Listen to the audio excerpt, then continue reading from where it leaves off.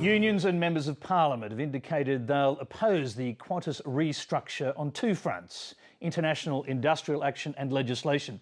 The airline has announced plans to shed many jobs as it embarks on a bold push into Asia, but it may have an unexpected battle on its hands. Hamish Fitzsimmons reports.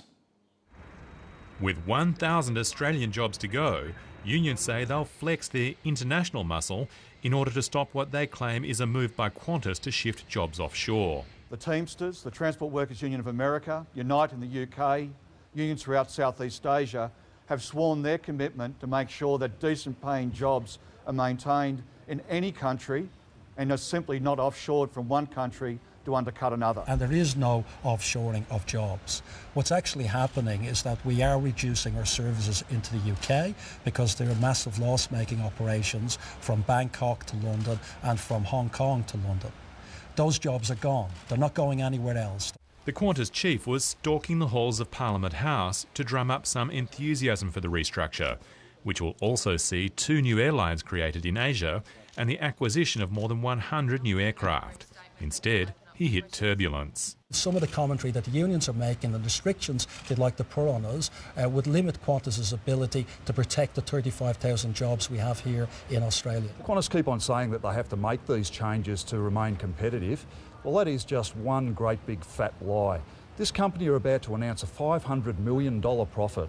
Those that fly the planes are concerned about what they see as gradually eroding safety standards at the airline. What we are concerned about is the offshoring of skills of all our workers. Senator Nick Xenophon has introduced a bill to guarantee offshore-based Qantas workers the same wages and conditions as Australian-based employees.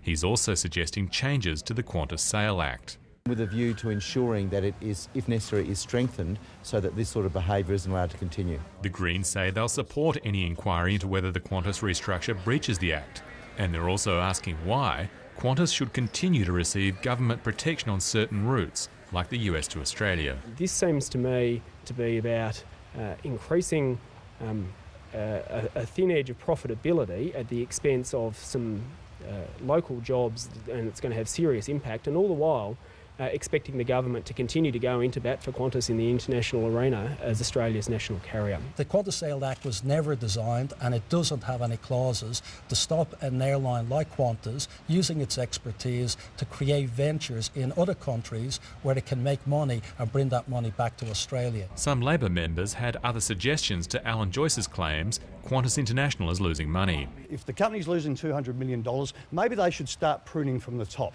Independent MP Bob Katter showed his diversity, moving from defending the word gay on Tuesday to free character assessments of Sydney executives. For a bunch of brainless bastards, there'd be few people in the world that would compare with them.